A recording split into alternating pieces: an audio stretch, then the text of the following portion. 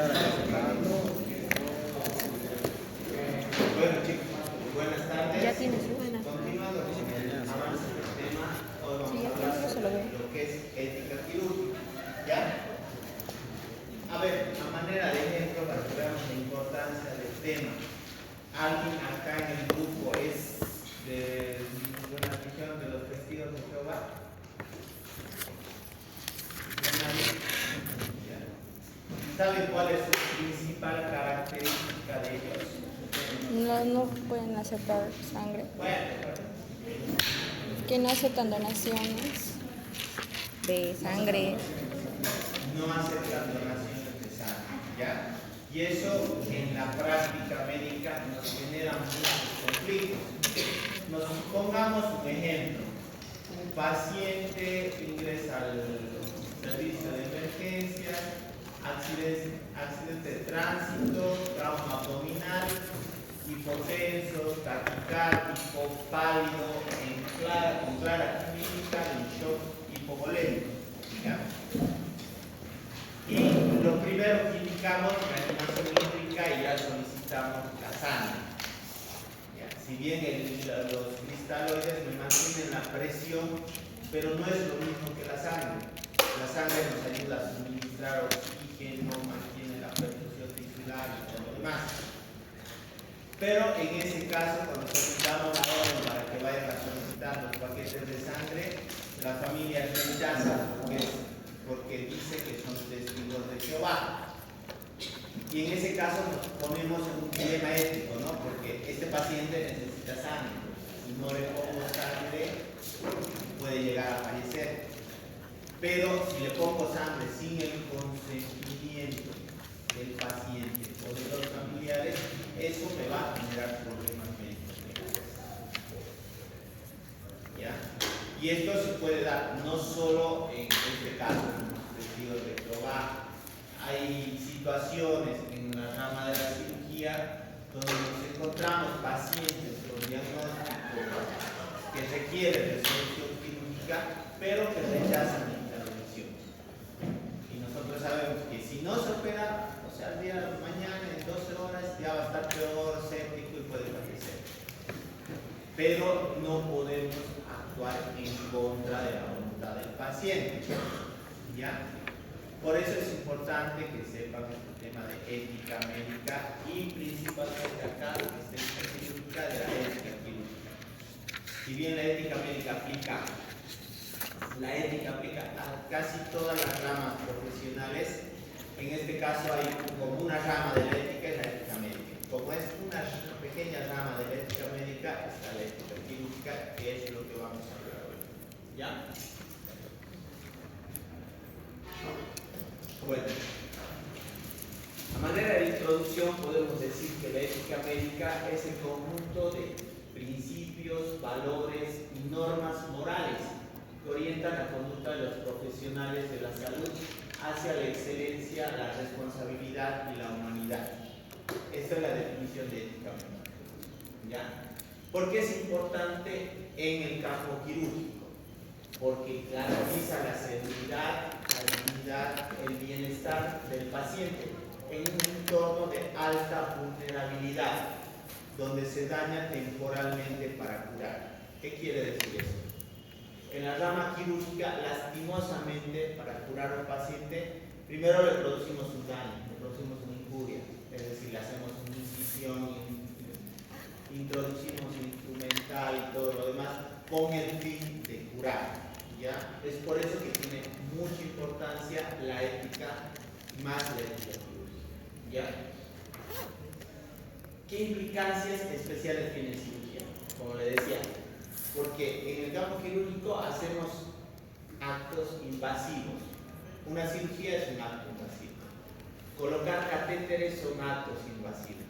Y nosotros no podemos administrar colocar estos catéteres o realizar un procedimiento quirúrgico si no tenemos la aceptación del paciente. ¿Ya? ¿Por qué es importante en el ámbito quirúrgico? Porque a diferencia de otras profesiones o a diferencia de la ética médica, acá está en riesgo la vida del paciente. ya les he dicho, las cirugías mayores las hemos clasificado en cirugías menores, mayores. Las menores producen complicaciones, pero el riesgo vital es bajo. En cambio, una cirugía mayor siempre está, si bien es de baja probabilidad, pero siempre está presente el riesgo vital. Es por eso que es importante la ética quirúrgica.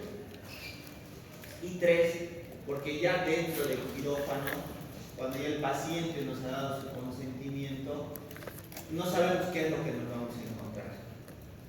Por ejemplo, hablamos, no, es el apéndice, vamos a entrar a sacar el apéndice, pero entramos y es un quiste de ovario hemorrágico, roto, donde tenemos que además sacar el ovario. El paciente nos ha dado su autorización, no había otros familiares, y aquí más le decimos que tenemos que sacarle la trompa. No hay. Entonces tenemos que tomar decisiones rápidas por el bien del paciente y todo lo demás. Es por eso que es muy importante conocer este tema. ¿Ya?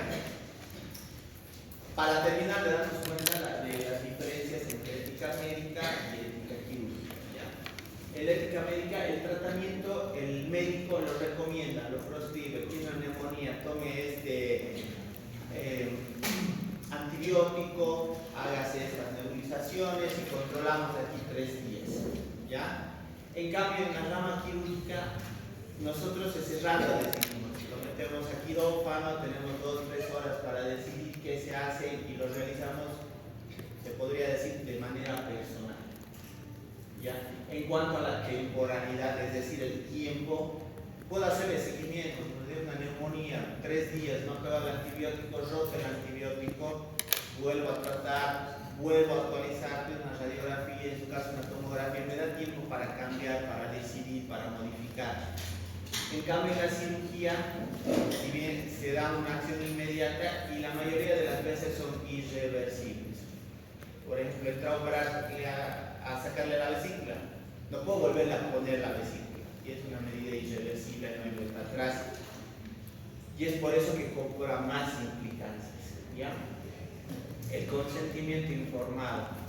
Cuando yo estaba estudiando medicina, hacíamos el consentimiento informado, pero más era para los procedimientos invasivos y quirúrgicos. Actualmente se hace consentimientos informados para internación, hospitalización. Tiene que aceptar el paciente que esté internando, va a recibir tratamiento parenteral, se va a adecuar a las medidas, todo eso que ocurra durante su internación.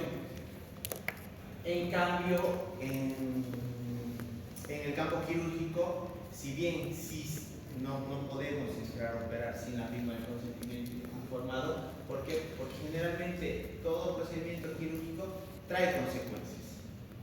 Le va a generar dolor, le va a generar discapacidad temporal, ya sea por una semana, 10 días, además que siempre es el riesgo vital del paciente.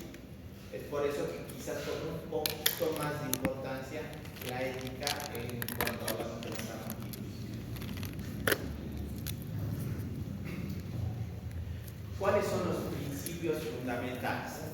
Quizás ya los conozcan, estos son los principios de la ética médica, de la bioética, ¿no? La autonomía, la justicia, la beneficencia, la no maleficencia. Acá también se aplica, pero donde le damos importancia por ciertos puntos. Aquí hablamos de autonomía porque esperamos que el paciente acepte o rechace una intervención, un procedimiento, ¿ya? ¿Qué es lo que nos da la constancia de que el paciente ha aceptado o ha rechazado? Es el consentimiento informado. Es muy importante el consentimiento informado.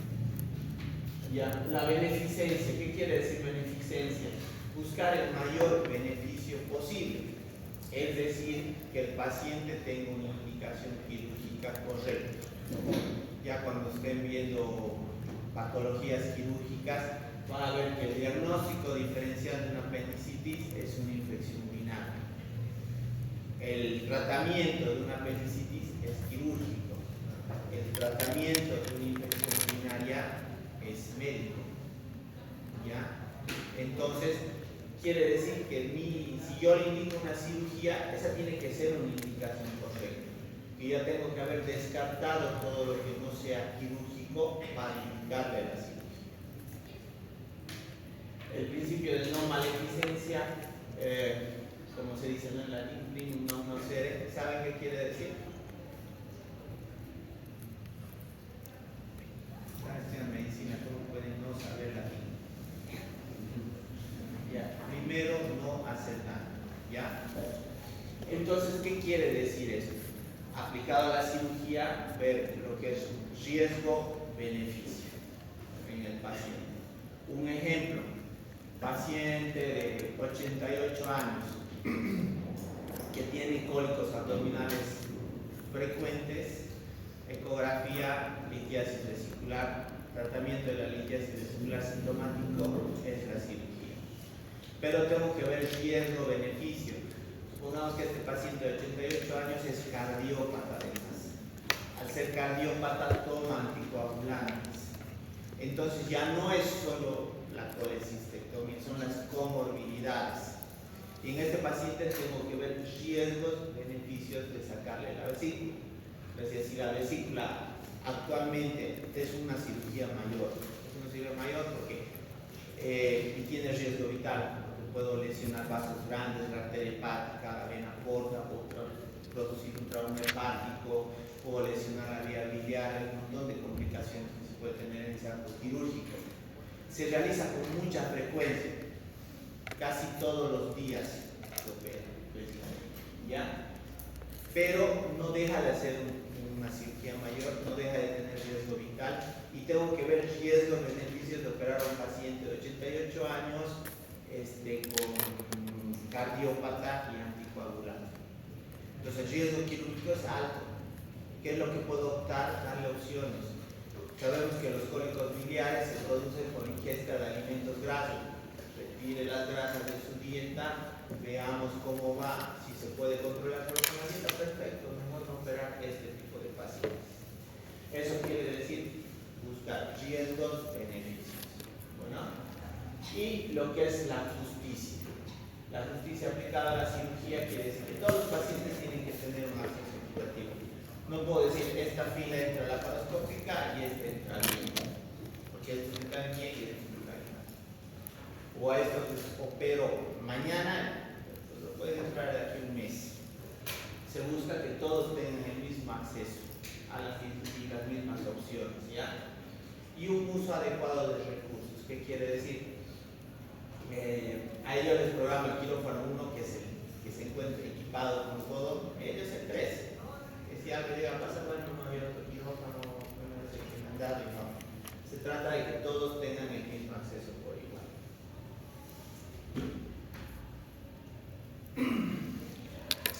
¿Cuáles son los componentes importantes en la ética quirúrgica? Los componentes son el consentimiento informado, que aquí en ética quirúrgica cobra mucho valor. ¿Por qué? Porque al elaborar, al firmar el consentimiento informado, el paciente, respeto la decisión, la autonomía del paciente, ¿ya? La confidencialidad, igual es muy importante en la ética, ya que resguarda la información tanto personal como médica del paciente. Ejemplo, pacientes con VIH. O sea, para eso hay lo que es el secreto médico y todo lo demás. No quiere decir que si ingresa a mi sala, la enfermera que le va a canalizar no tiene que saber que este paciente tiene VIH. Obviamente tiene que saber porque cuidamos también nosotros. Pero lo que no puedo hacer es ir al pasillo, al familiar, a un amigo de otra sala, de otro servicio, y decir, mira, este paciente tiene VIH. Eso no puedo divulgar. ¿Ya? O del diagnóstico. Agarrado, tiene un paciente diagnóstico de cáncer, supongamos. A veces se les da el diagnóstico. Generalmente cuando se da ese tipo de diagnóstico se busca que esté el paciente y los familiares. Y a veces ya se la huele, el paciente va sobre, lo que pide es que no se le comente nada a los familiares, pero tiene la decisión. Si él dice no se puede comentar. ¿Ya? Y bueno, y otra rama, otro componente principal es la deontología médica. ¿Qué es la deontología médica? Son un conjunto de reglas éticas específicas que dictan el deber del médico. Aquí en Bolivia contamos con una ley 3131, que es la ley que rige el ejercicio profesional médico, ¿ya? Donde están los deberes, derechos del paciente, deberes, derechos del médico. Ya. A todo esto, ¿qué podemos decir de la ética quirúrgica? Que se fundamenta en la tradición del juramento hipocrático, que ha evolucionado con la sociedad para abordar desafíos técnicos modernos, poniendo siempre a la persona en el centro del acto médico. ¿Ya? Por eso es importante la ética. O sea, no es que algo que manejamos ahora en este tiempo, es algo que ya se ha manejado desde que ha comenzado a iniciarse lo que es la medicina. Un componente importante, como les decía, en la rama de la parte de la ética quirúrgica es el consentimiento informado. ¿Por qué es importante? Porque es el proceso mediante el cual nosotros tenemos una comunicación clara, precisa, fluida con el paciente, ya que recibe información clara mediante el consentimiento informado. Al recibir esa información comprende los riesgos, los beneficios o las alternativas que hay para ese procedimiento quirúrgico. Y además vemos si el paciente acepta o rechaza voluntariamente dicha intervención o acto quirúrgico. ¿Ya?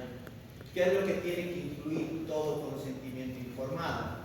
Debe incluir el diagnóstico, debe incluir el tipo de cirugía que se va a realizar, debe estar incluido también los riesgos de la cirugía, es decir, las complicaciones que se pueden tener en ese acto quirúrgico, debe incluir las alternativas a esa cirugía, por ejemplo, si le estoy ofreciendo abierta, pero hay también laparoscópica, o también puede hacerse robótica, o también podemos no operar y optar por este tipo de tratamiento. Le estoy dando alternativas, ¿ya? Y sobre todo explicar las consecuencias de no operar. Si tiene una indicación quirúrgica y el paciente está rechazando, le tengo que explicar, bueno, no quieres que se te opere, pero va a pasar esto si no te llegas a operar. También explicar qué es lo que va a ocurrir.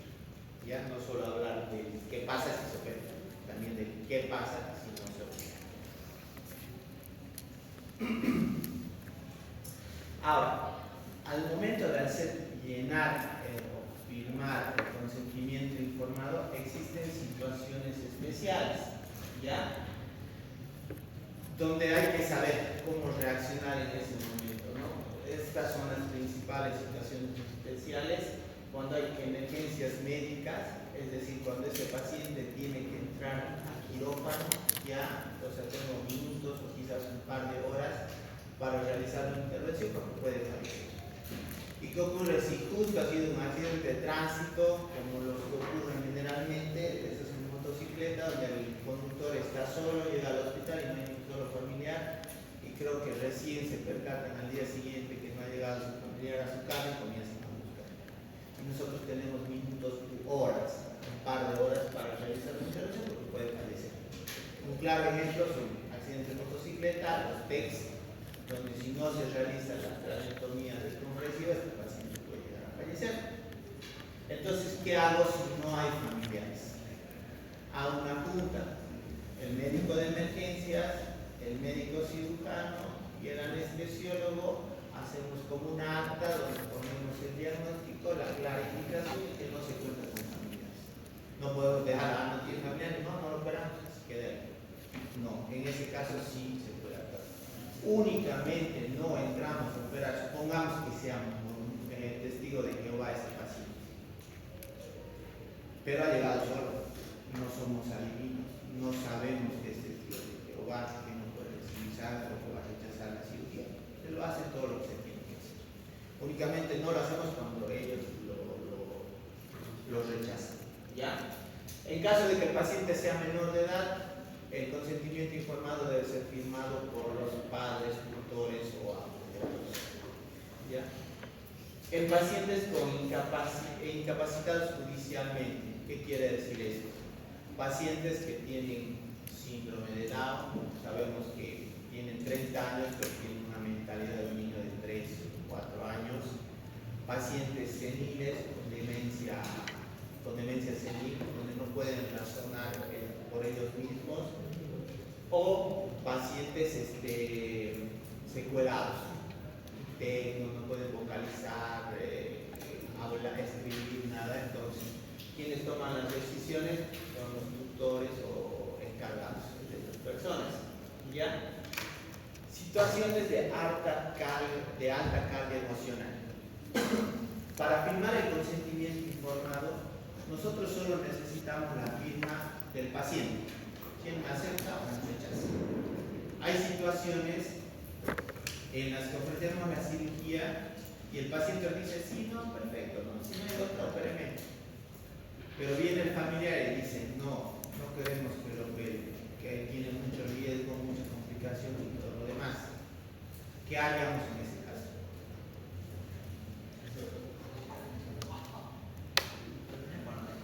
¿Ya? En ese caso, decide el paciente, es mayor de edad, 18 años, es pleno. O sea, tenemos que ver que el paciente esté cuerdo, ¿no? El paciente esté choqueado, que el disvalver no sepa dónde está, ahí cambia todo. Pero en ese caso tomamos la decisión del paciente. Este punto quiere decir, cuando hay situaciones, o sea, no tiene un trauma abdominal, tenemos que entrar a operar, el paciente se asusta, no quiere firmar, el familiar, entonces en ese caso buscamos un familiar. Si el familiar también rechaza, entonces rechazó, ¿qué vamos a hacer? El paciente y familiar están rechazando la intervención. Ahora, si en ese caso el familiar acepta y está en peligro la vida del paciente, me voy por la firma del familiar, no la del paciente. ¿Por qué? Porque el paciente está en una situación de una carga emocional alta donde no puede tomar decisiones adecuadas. Eso generalmente va a ser cuando esté en riesgo su vida, no cuando venga el paciente, quiero hacerme operar la nariz y después se desanime, busca al familiar para que él me acepte. No, en esos casos no, ya solo para el riesgo vital. Ya. Ahora, ¿cuáles son los principales conflictos éticos que se producen, que nos ocurren a nosotros los que estamos en la rama quirúrgica? Que se presentan cirugías innecesarias.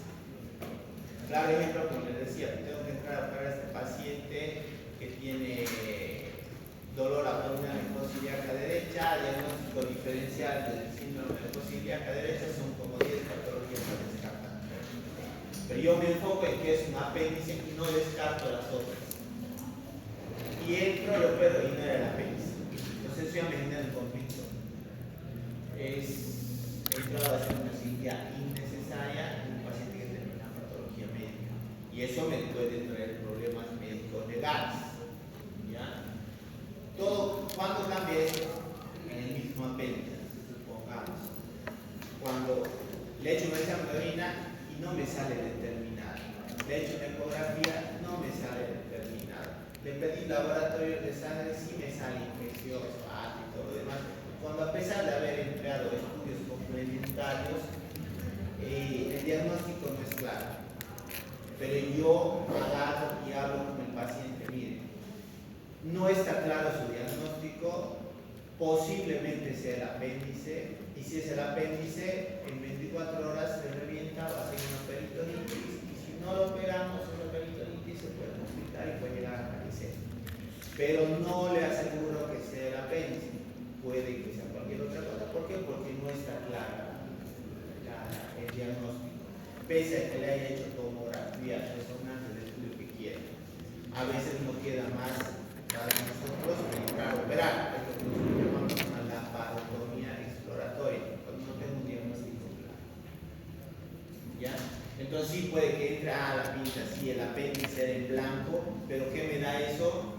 El paciente ya sabía que había esa posibilidad, no me he cerrado en decirle ese apéndice me he descartado, pero más ya he descartado problemas. Pero el hecho de haber operado a un paciente así, una patología que no sea apendicitis, le puedo poner una bomba de antibióticos que sé que no se me va a complicar una peritonitis y cambia toda la. ¿Ya? ¿Qué es lo que ocurre cuando tenemos hallazgos incidentales? También nos genera un conflicto. Hay Ejemplo, he entrado a operar el mismo ejemplo del apéndice. No era un apéndice, era un quiste de ovario torcido y la que me ha dado la autorización no tenía más familiares afuera y tengo que sacarle la trompa. En ese caso, sí tengo que sacarle la trompa. ¿Por qué? Porque estoy viendo el bienestar del paciente. Si no le saco la trompa, va a continuar sangrando y va a ser un shock hipovolémico y va a fallecer. ¿Cuándo cambia? Cuando yo entro a operarle y me encuentro que en el hígado tiene un quiste. Que ese quiste ya tiene años. Entonces puedo tocarlo o no tocarlo. Si están los familiares afuera, vienen, hemos encontrado, se ha visto un quiste, podemos aprovechar, funcionar, biopsiar, tratar de drenar. Y si no hay familiares, no lo toco. Porque si se me ocurre un trauma hepático, me pueden decir por qué le he tocado. Si ese quiste no le estaba poniendo en riesgo la vida del paciente. Entonces, eso nos implica tomar decisiones rápidas, ¿ya? Y otro punto que genera conflicto es la cirugía en pacientes terminales. Ejemplo de esto son los pacientes oncológicos.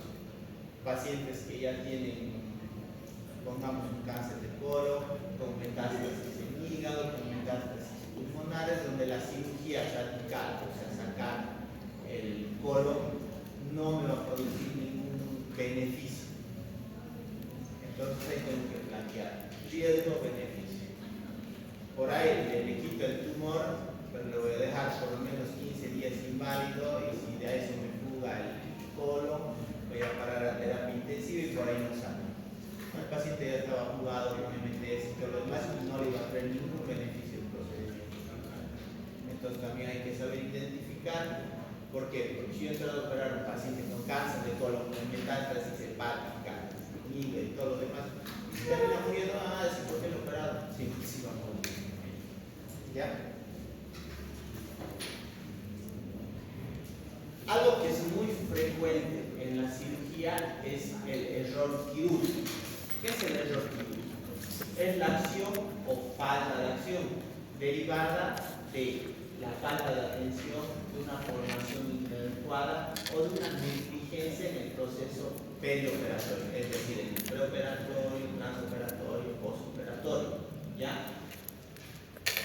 Entonces, ¿a qué se va a deber este error médico? Generalmente a la falta de comunicación entre el personal médico. Por ejemplo, han escuchado un caso en una clínica de Santa Cruz donde tenían que sacar un riñón porque tenía un tumor en el riñón izquierdo y no ha habido esa comunicación con el equipo y han terminado sacando el riñón derecho. Eso es un error, es una negligencia, falta de comunicación y todo lo demás, que va a traer consecuencias médico-legales. ¿Ya? Fatiga del cirujano. A veces uno por operar, igual lo que se da en lo que es en el privado, me programo 5 cirugías en la mañana, primera, segunda, tercera, por ahí respondo, cuarta, quinta, se cansa. El cuerpo se cansa la mente y no reacciona, no reconoce estructuras. Entonces, si yo me estoy programando tanto y se produce alguna lesión, entonces es lo mío que programar mucho está viendo que ya estoy cansado. ¿Ya? O por una preparación inadecuada del paciente. ¿Qué se debe hacer ante un error quirúrgico? Debe haber una comunicación honesta con el paciente. No decir, pucha, no, me confundí, le he cortado la porta pensando que era el conducto cístico. No, tampoco, así no me quedo. Se puede decir, mire, estaba adherido el vaso sanguíneo y a tratar de ligar, se produce una infracción, se ha lesionado y todo lo demás, pero siempre avisar qué es lo que se ha hecho. ¿Por qué? ¿Qué es lo que ocurre? Yo lo he operado hoy día en esta clínica. El paciente ha ido bien hasta el 5.º día, no era de aquí, se ha vuelto a su departamento y a los 10 días me empieza a tener una complicación. Y si yo no le digo que ligado un vaso sanguíneo, van a buscar otras cosas. Y cuando entren a operar se van a enterar. ¿Y hay que hecho? He faltado, he mentido, me ha avisado lo que se ha hecho, las lesiones que han habido. ¿Ya? Lo que se hace en quirófano se registra en la historia clínica. Y esto se hace bien el respeto del paciente para que él, sepa todo lo que se ha hecho, los hallazgos y la conducta que se toma en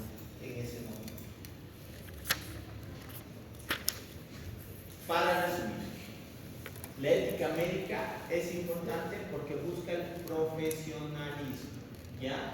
¿Qué busca? Que el médico o el cirujano sea responsable, sea humilde, aprenda a trabajar en equipo, respete no solo al paciente, al personal de salud. Ya van a empezar a entrar al quirófano, ya van a ver que a veces hay cirujanos que empiezan a tratar desde la circulante, la enfermera, la anestesióloga y todo lo demás. Se trata de trabajar en un ambiente de respeto, ¿ya? Y sobre todo mantener lo que es el secreto profesional, ¿ya? La manera de... Vamos a hablar un poquito de terminología quirúrgica. Esto más que todo es práctico, ya lo vamos viendo en sus prácticas cuando vayan en el quirófano y vayan viendo los pronósticos, la terminología que utilizamos, ¿ya? ¿Por qué es importante que sepan la terminología quirúrgica? Porque esto nos ayuda a una comunicación clara entre personal de salud, ¿ya? Si yo agarro y le digo, liga el vaso, si él no sabe qué es ligar, no va a saber qué hacer. Entonces es importante que sepan la terminología. Por seguridad del paciente, hacerle una rafia al útero. Entonces, si no sabe, le va a ir a hacer no sé qué cosas al útero y no es lo que yo le estaba indicando, ¿ya? Y además, cuando lean el expediente clínico, lean los protocolos quirúrgicos y todo lo demás, no entiendan qué es lo que se ha hecho. Es por eso que es importante que se manejen quirúrgica. Solo a manera de ejemplo, en cirugía utilizamos prefijos y sufijos. Prefijos, como por decir, LAPA, que quiere decir abdomen. Sufijo, tomía, que quiere decir incisión.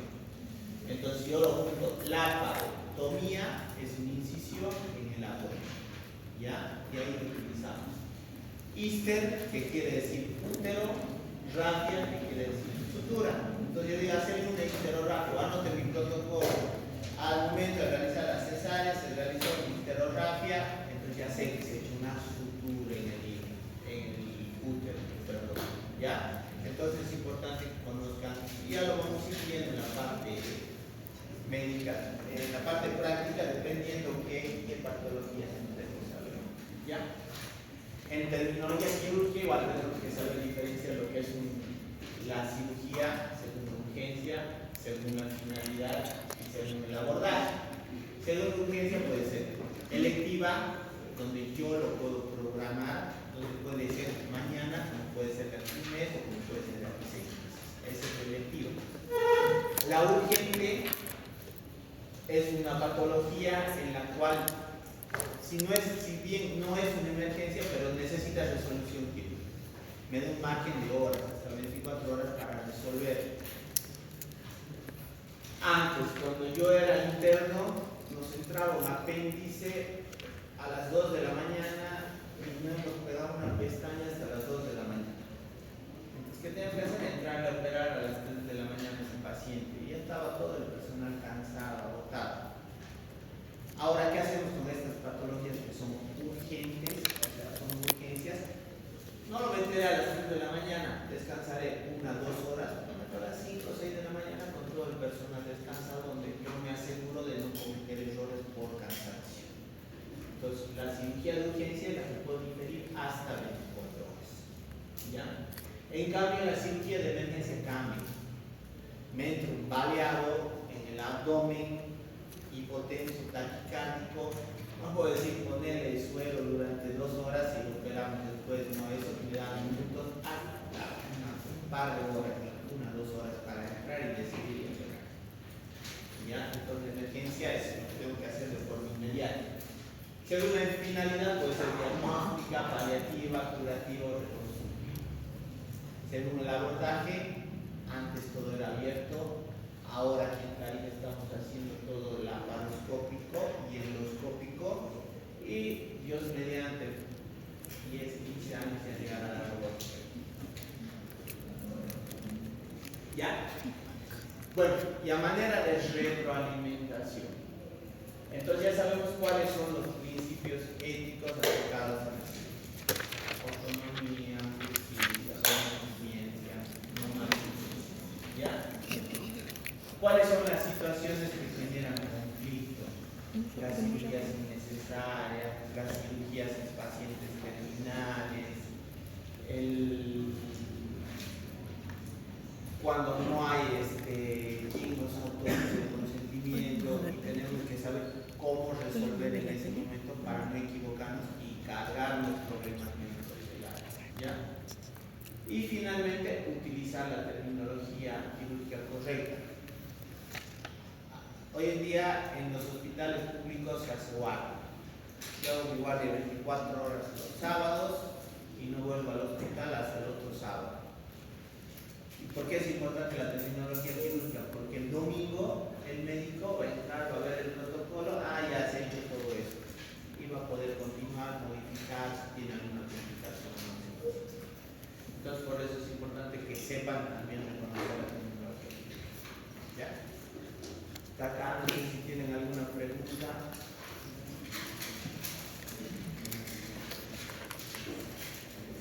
Todo claro, por favor.